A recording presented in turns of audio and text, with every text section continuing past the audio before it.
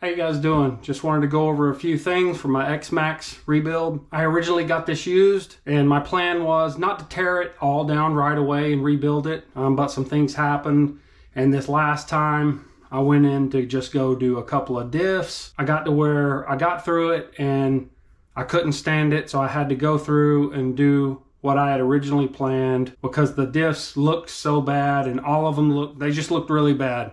So I felt like I needed to go ahead, check over the whole truck. I couldn't just put some of it back together and then take it out. I have taken it out and ran it beforehand just to get the feel of it, but I knew it needed a lot of parts on it. So just to kind of go over and show you what I've done, what I was going to do is do a whole video on a complete tear down and rebuild. Since I wasn't recording at the time, when I was checking the diffs, I just went ahead and did everything and figured I'd just give an update what's going on. So these are a few things that's done. The diffs I rebuilt completely. I put 50 weight in the front. In the center, I put 1 million, and in the rear, I put 30. And I know a lot of guys put earplugs in the center diff or 2 million. I'm from the racing side of things, and I like it to be a little more manageable in driving on the ground situation. So I wanted to try out the 1 million weight center diff oil to see how that works. Because I do have the belted tires, so I don't have to worry about ballooning too much. Also here, what we're gonna do is I got a Max 6 ESC that I've already installed and put in there. Ran it with the old motor, ran really good, but I do have the Hobby Wing 5687 1100 kV. Also, I got the King Val engine fans just off of Amazon. They look pretty good, a little carbon fiber look.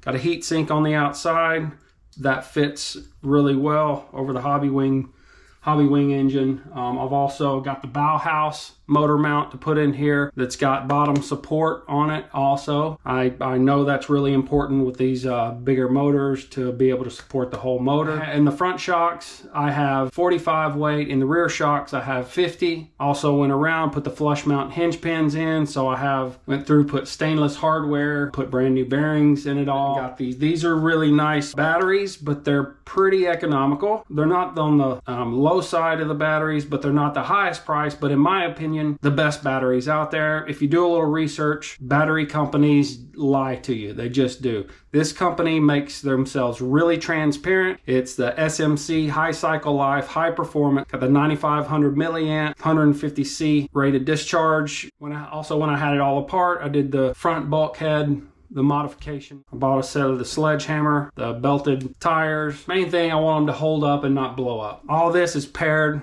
with new Radio Master MT12. It's very economical, it's very well made, and it's on an open source system, so you can program it any way you want. You know, you can get a 5, 6, 7, 8 channel receiver for 20, 30 bucks. Really the only thing which you probably should do first that I haven't done is buy a new servo. I've bought a new servo that's coming. It's going to get a regular reef servo, really standby reef. Eventually put a new aluminum bell crank system in here to stiffen up the steering. With this Hobby Wing 1100 kV motor, and I live in Florida, I definitely need a fan setup. The setup, this is the Bauhaus motor mount, and with the setup it comes with, it doesn't really take into account having to put a heat sink and fan system on top of it. I wanted both because here in Florida, everybody knows it gets really hot and humid, and these engines can overheat really quick. So what the problem was, you can put a zip tie or a hose clamp. I think it comes with a hose clamp, but I put it to zip tie because it was a little smaller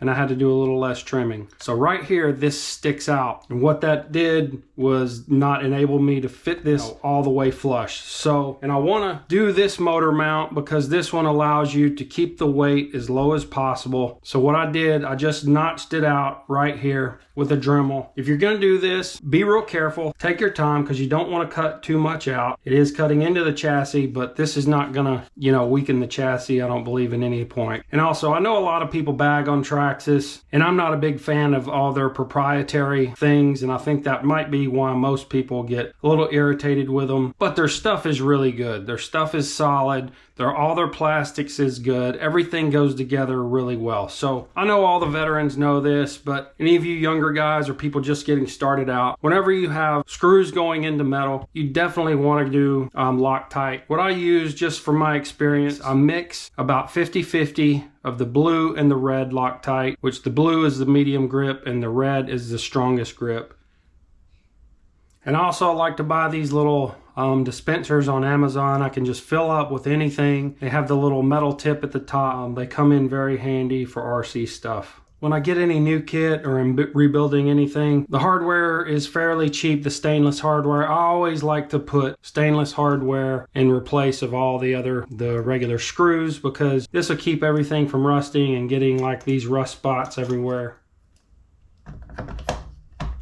Got the motor and fans in there. I got a nice little